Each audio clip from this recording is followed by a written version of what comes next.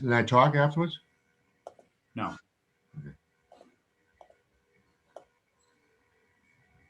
All right, so we are at the top of the hour. We are going to start up here as soon as I can do this and get ourselves all squared away and all set up.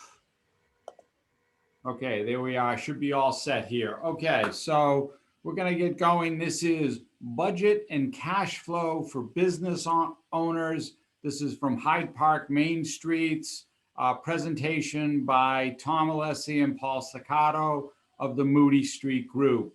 Just a little note for anyone in the audience here. The presentation is being recorded. We are going to share it back with Hyde Park Main Streets.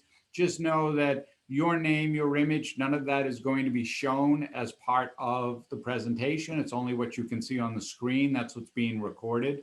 Your microphones are muted, so we ask that if you do have any questions during the presentation that you use the chat box. My co-pilot in this presentation, Paul, will be manning the chat box. So if any questions come up, we'll try to get to them at that time. I want to share with you the agenda for this evening and what we're doing. We'll do a quick introduction for us, just so you have an idea of who we are. But we're going to go through a real world example.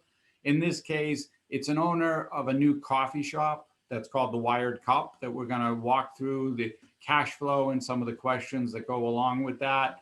Those three views of cash flow, how that all functions. We're going to talk or spend a little time about building a better budget because we feel that's very important. And then where do you go from here?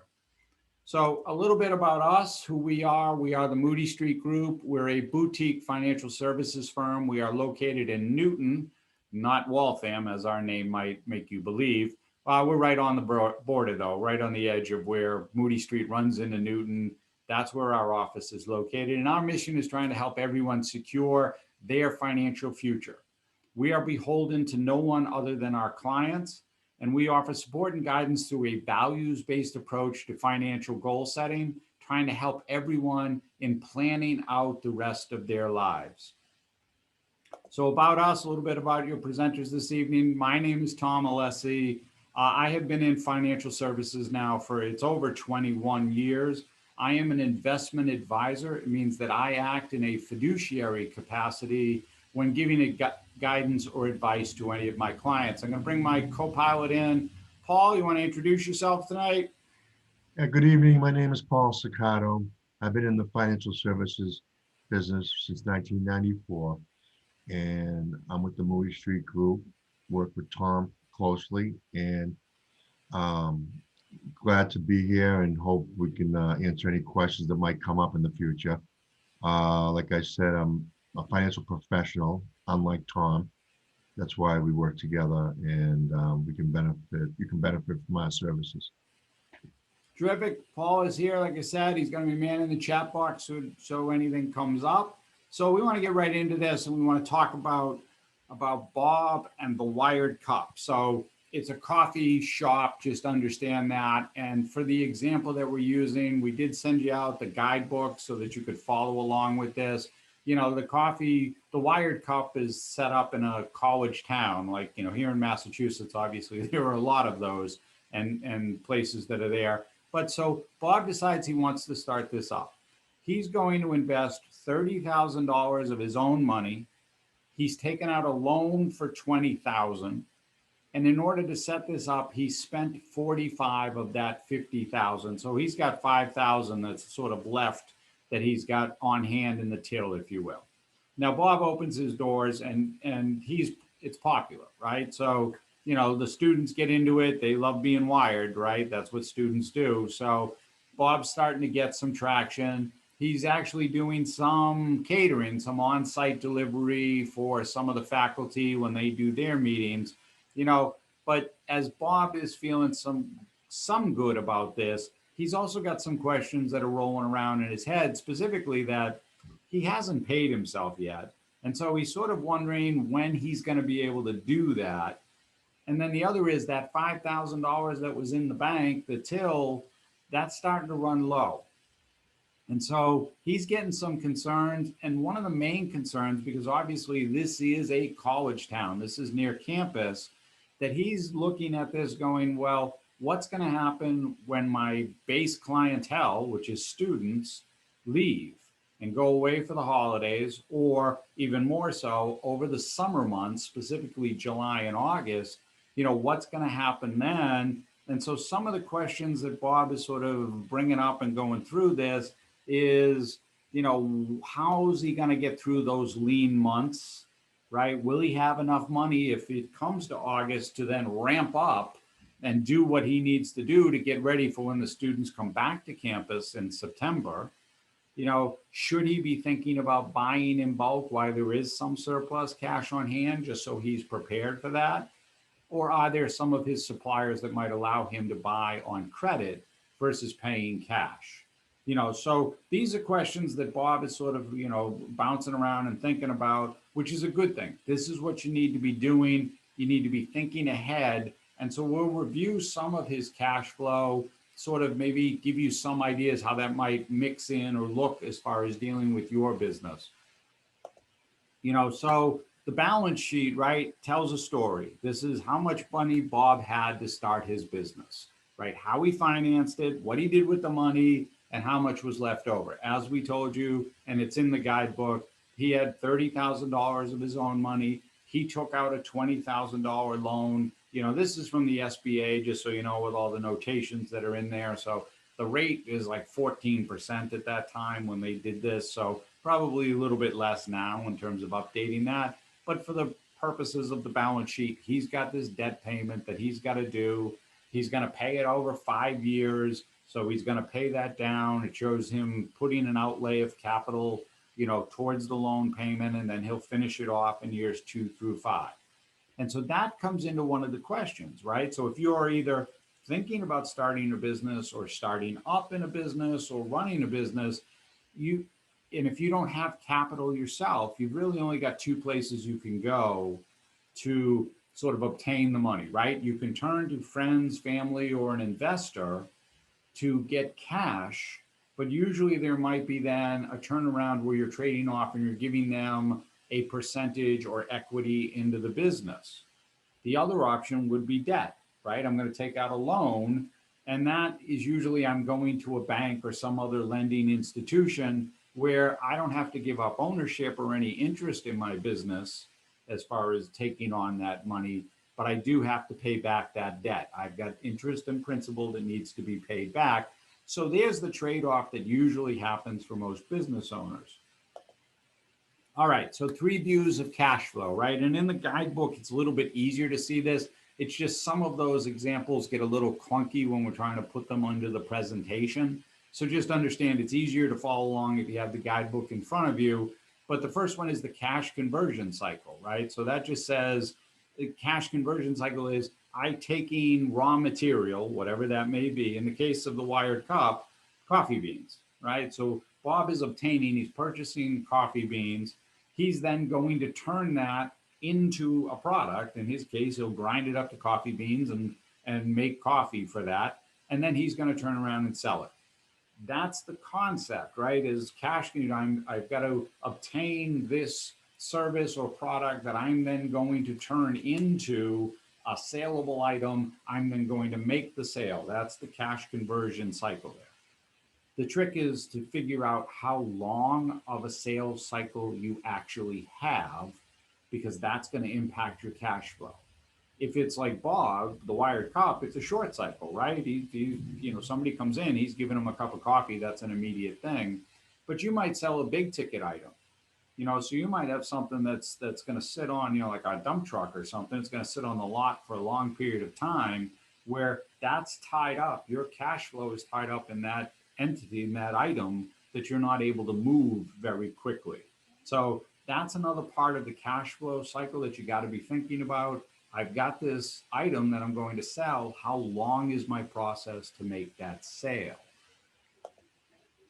So cash flow diagram, this looks a little wonky on the screen, and I understand that's a little bit easier to try to follow it along in the guidebook, right? But really what this is all focused on is that bucket in the middle, the available cash. That's really what we're talking about, and how everything else sort of flows either in or out of your available cash. That's what this entire diagram is about.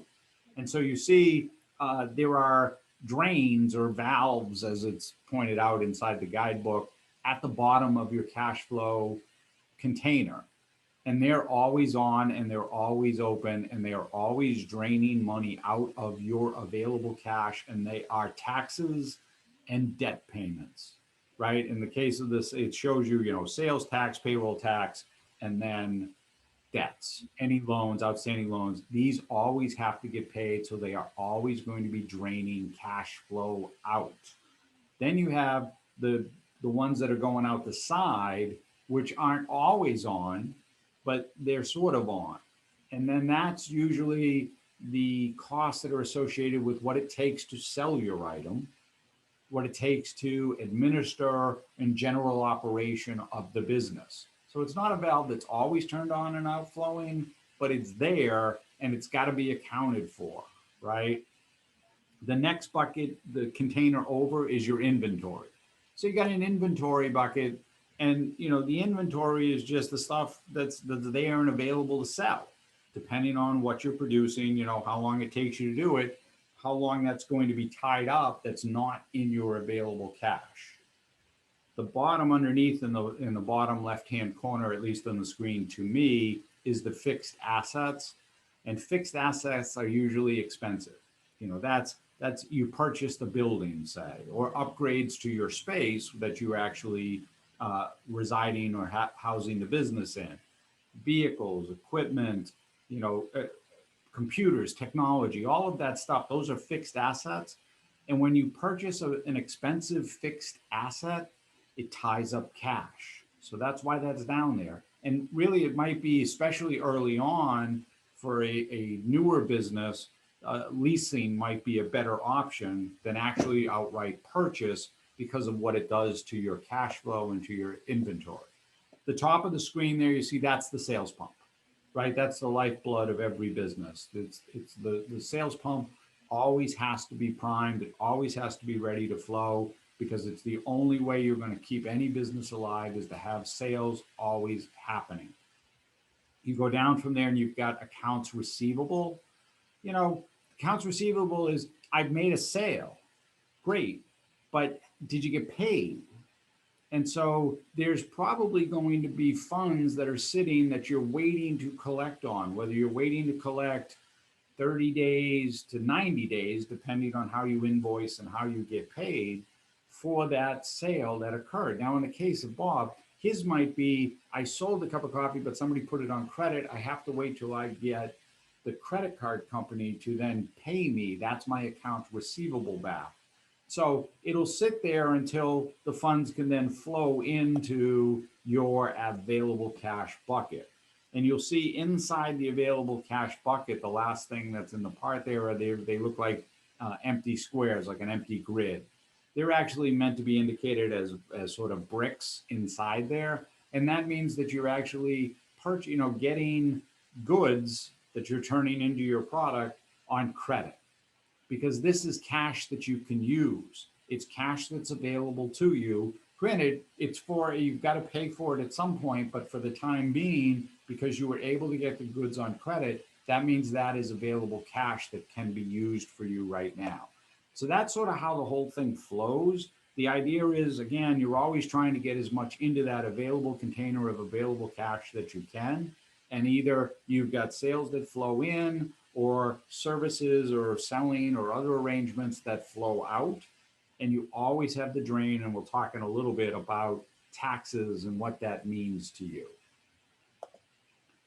All right, so we're back to the balance sheet, right? So now we come back to the balance sheet with this. And again, the balance sheet tells us what Bob had to start, right? That he had $50,000 when he opened the Wired Cup. Now he spent $45,000 of that on equipment, materials, and other assets as indicated in the balance sheet. $29,500 of it was fixed. Don't worry, I already did the math. And $15,500 for current assets. Gets him $45,000. He had $5,000 cash remaining to run his business. Now, the thing with this is one of the things, and this is where you need to take the step back and sort of think about this as your own business entity, as your own person. Like, so if you were a lender or someone that Bob was turning to and looking for funds or looking for cash to infuse into the wired cup, you know, there might be some questions that you might ask, or even a vendor that Bob was looking to get on credit. You might have some questions for him, right? Like, did Bob put enough of his own money into this business, right? Did he finance it wisely, right? Because the terms and agreements for time and interest rate are going to affect the loan payments. And is that a loan payment that he can make reasonably and it's not going to really take away from his cash flow, right? Did he spend the money that he got up front, the 50,000, wisely?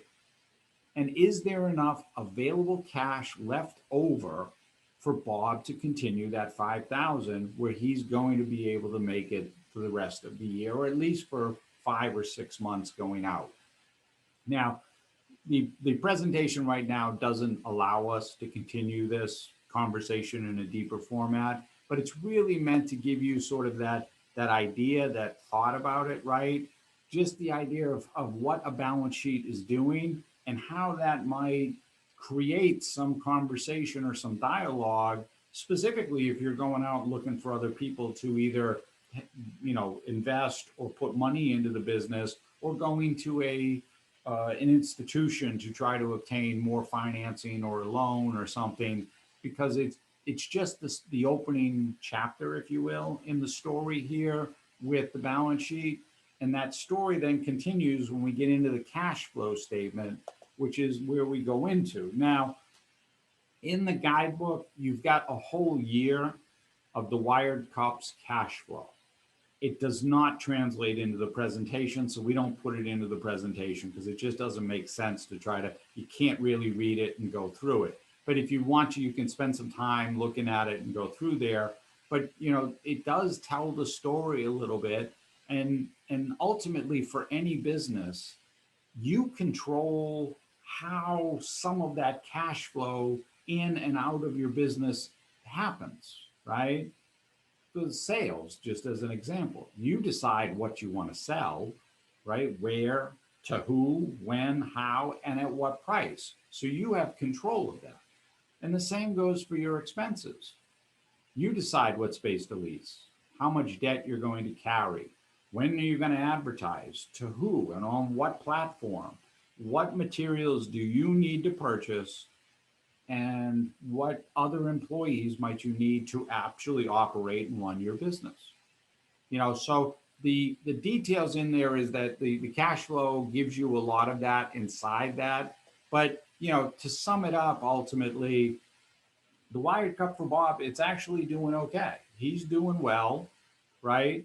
And he's starting to think, as we talked about, that he should be able to keep open, right? So fulfill all of his debt obligations, all his financial obligations, but he's going to be cutting it close, right? So what happens a lot of times with some business owners, and this is just something to be wary of and sort of a, hey, think about and thought process, is that they tend to overestimate potential revenue and underestimate all of the costs associated with the daily operation, the ins and outs of the business. So you want to be really conservative and careful with that, and not overestimate what your projected revenue is going to be, and don't underestimate those costs. Because what that means is at some point you're going to have a cash flow crunch, not having the cash available to meet your obligations. We'll talk about that in a little bit, just a second. So one of the things we sort of suggest, Paul and I say to everybody, is business owner wise, with that cash flow, is to develop basically 3 different scenarios. Scenario number 1, best case. Everything goes right, everything goes perfect, you do a best case scenario. Number 2, what's the worst case scenario, right? Absolutely bottom, what's the worst thing that's going to happen? And then number 3 is somewhere in the middle, right? The more likely or most likely scenario that's going to occur. In my world with securities, we call this a Monte Carlo scenario. We'll run 500 or 1,000 iterations of everything that could happen as far as the market is concerned to a specific security. And eventually it's going to come out with a mean average of what's probably going to occur in the next, 3, 5, or 10 years. You don't have to go through the 1,000 iterations, but we suggest that you do that and have best case, worst case, and then probably middle of the road. That's probably going to fit and figure out and sort of base everything all around that, because that's ultimately what's going to help you guide through this, right? So in going through it, part of this is if we were in a live presentation in a room, Paul and I might roll out a whiteboard or an easel board and go through with some of the crowd and do some of these questions. We've got answers on it, so we've got that to share with you as part of it, and it's in the guidebook as well. But so what can Bob do? What can he do to increase sales revenue with the wired cup? That would be a question. Can he negotiate better deal with either his vendors or the suppliers?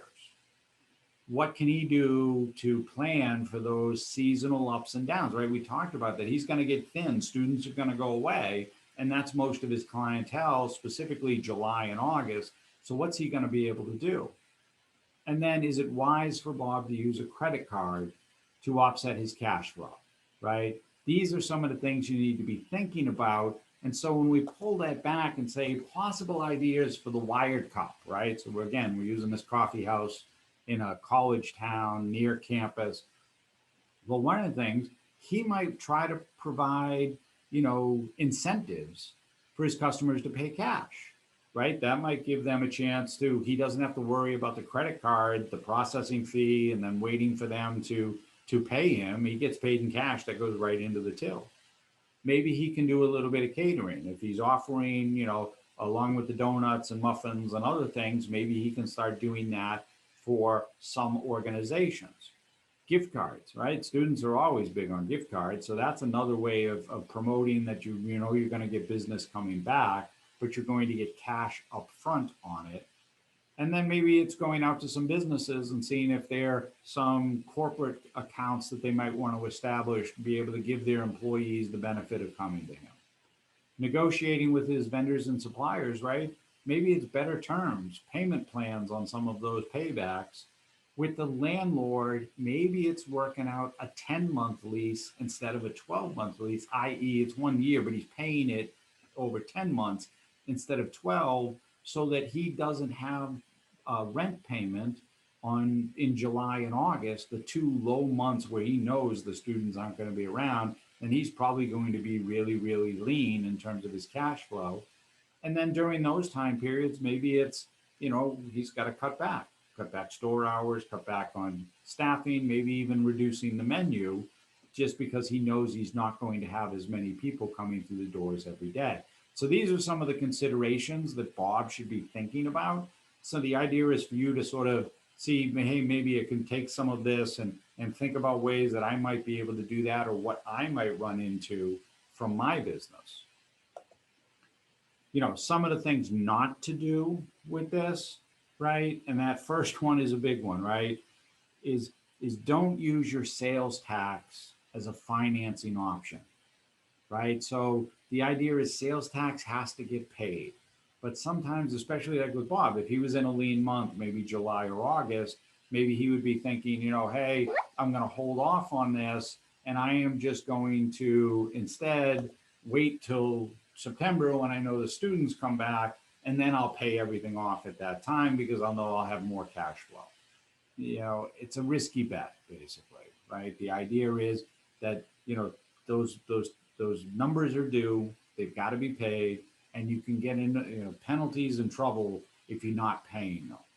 The second one there is, if you've got an outstanding debt, don't hide. If the loan officer is calling in or trying to find you, don't hide in the back room. The whole idea there is that they want you to succeed. They're there to try to help. They will work with you.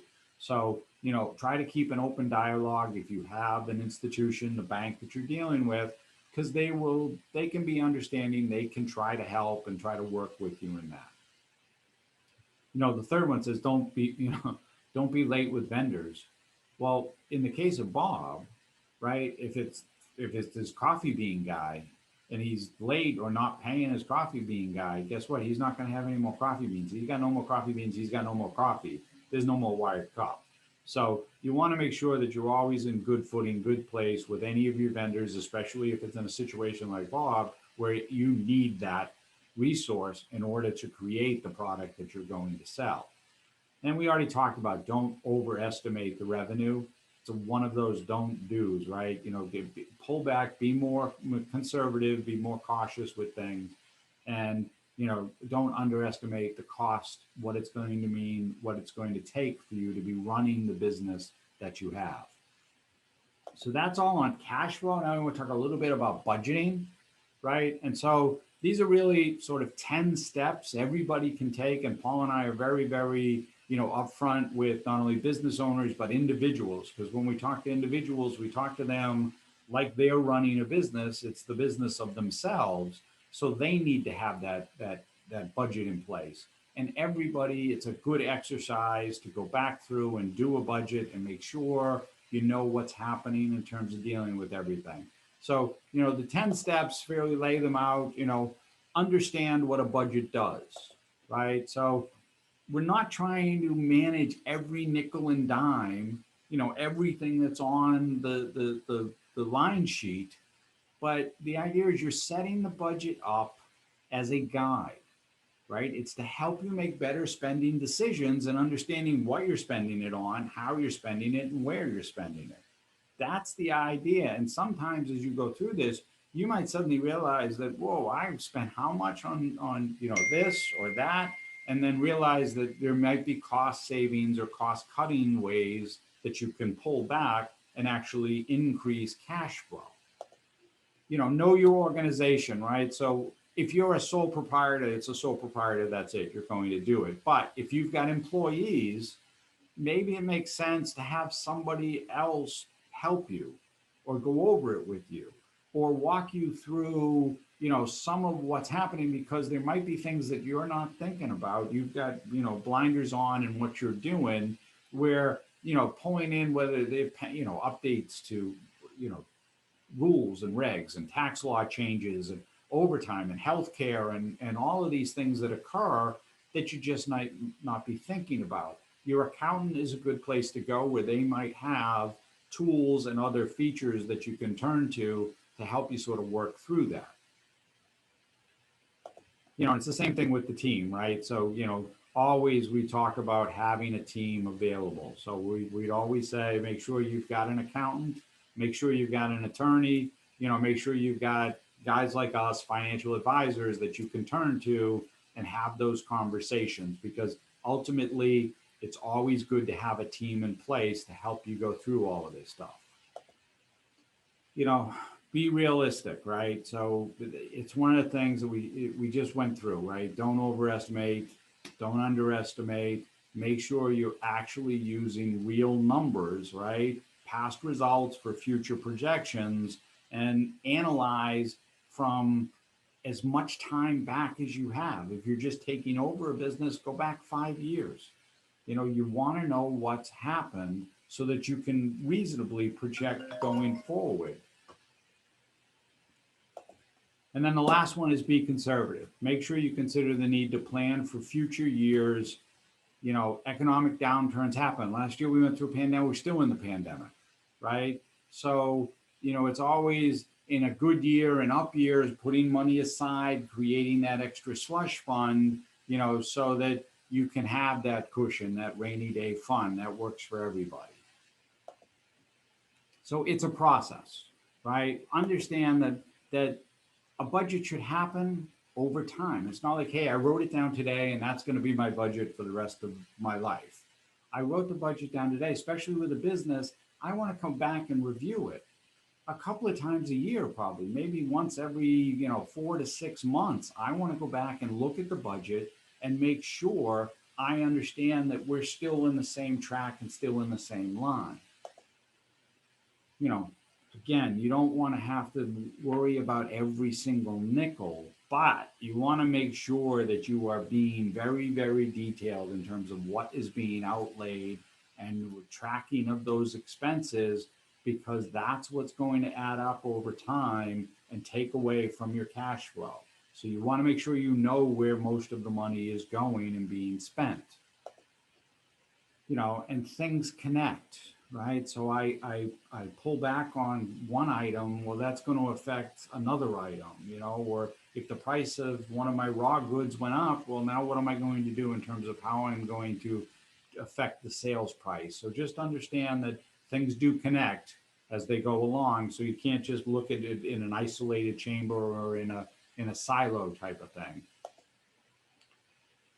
you know, we recommend using software for your budgeting. If you're trying to do this with Excel, it might work very early on and in the beginning, but ultimately, having software and a tool available, more than likely your accountant or somebody has a thing to do that. And then share it, right? The more you empower and engage your employees, the better off your business will be. Know your organization, build the right team, and share your budget with the right people. That's ultimately going to do.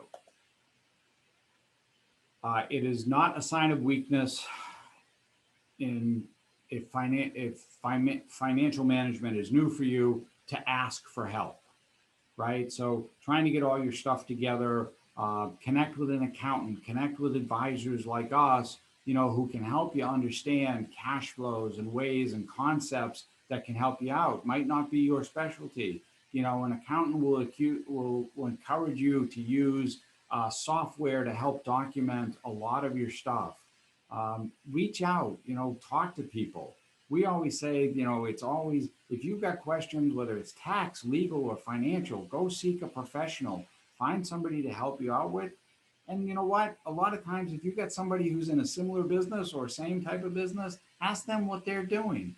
That co-petition, so it's not competition, it's trying to help somebody out and figure it out. There are businesses that are in similar type of business that will help you and work with you, show you what they're doing, or give you some advice in terms of what happens from there. So key points to remember: managing cash flow is the core competency of all small business ownership, right? The balance sheet tells a compelling story and will show you where you go. You want to make sure that your cash flow statement continues that story and monitor it for actual income and expenses that you plan. If you know that the business is going to be seasonal or that there's going to be fluctuation, that you plan for that. Try to maintain a rapid cash flow conversion cycle. We talked about that. Longer cycle, the less cash you're going to have available. Manage your paperwork like a pro and ask an accountant for advice. So just some disclosures. This information was provided at purely informational purposes only.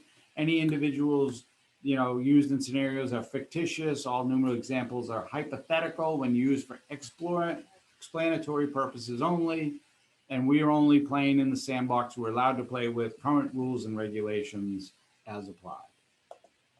So one of the things that Paul and I try to stress with everybody is we're here to help you have a clear vision of the road ahead. So, we know that it's great if the road just goes straight on, but we know there's twists and turns and potholes that can come up. So that's what we try to help people plan for. We want you to have that clear vision. We want to help you be able to go down the road cleanly. But stuff happens, right? We know there's problems with this and that can occur. So failing to plan is planning to fail. So one of the things is if you need help getting started, reach out to us. We're here to help you in terms of dealing with that. We will send you out an evaluation form. We value the input and feedback we get from everybody. So we'll send that out to you. Just take a couple of minutes, send it back to us. There is a checkbox on there that says, yes, no, I am interested in sitting down. If you check no, you are never going to hear from us. What's ahead? We've got financial fitness, hopefully get that scheduled in May. And then in June, we are going to do the retirement game. I certainly appreciate everybody being here this evening. I am going to close this up, stop my share and say, oh wait, I do have one more. Sorry about that. Paul, you want to give your information real quick? You're on mute. So Paul is at Paul Saccardo, P. Saccardo at moodystreet.com. You can reach him at 617-916-5155, cell phone 781-929-4785. And if you got any questions, feel free to reach out at any time. Thanks, everybody. Have a great evening. Tom, it's Craig. I know, I saw it. I was trying to finish up real quick to let you in, Why don't you just jump on then? because that's a lot of talking for me. All right, bye then. Yeah, I'm going to end this. Take care.